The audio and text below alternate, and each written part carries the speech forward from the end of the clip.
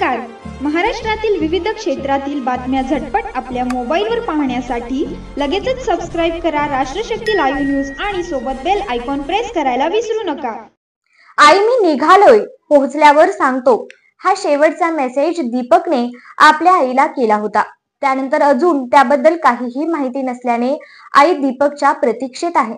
अहमदाबाद मधील मेघानगरी भागात एअर इंडियाचं फ्लाइट AI-171 कोसळलं.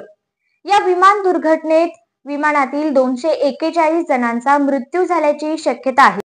एअर इंडियाचं विमान अहमदाबाद येथून लंडनच्या गॅटविक एअरपोर्टला निघालं होतं. या विमानात 230 प्रवासी आणि 12 क्रू मेंबर्स होते. यामध्ये महाराष्ट्रातील बदलापुरातील रहिवासी आणि एअर इंडियाचा क्रू मेंबर दीपक पाठक देखील होता. अजूनही त्याच्या प्रकृतीबद्दल कोणतीही अधिकृत माहिती प्रशासनाकडून कुटुंबाला देण्यात आलेली नाही. त्यामुळे कुटुंबीय दीपकच्या प्रतीक्षेत आहे. पुढे आलेल्या माहितीनुसार दीपक हा 35 वर्षांचा असून त्याचे लग्न झाले. त्याचे मूळ घर बदलापूर इथे आहे. त्याचा आई, वडील, 2 बहिणी आणि पत्नी असा परिवार आहे. मात्र गेल्या 4 वर्षांपासून तो घाटकोपर इथे पत्नी सोबत राहत होता. त्याच्या वडिलांना न्यूमोनिया झाल्याने हॉस्पिटलमध्ये उपचार सुरू होते. 2 दिवसांपूर्वीच त्यांना घरी आणले आहे. अजून दीपक बद्दल त्यांना कल्पना दिलेली नाही. दरम्यान दीपकच्या बहिणींना एअर इंडियाकडून अहमदाबादला जाण्याची व्यवस्था करण्यात आली आहे. DNA टेस्टसाठी त्यांना नेण्यात येणार असल्याचे सांगितलं जात आहे.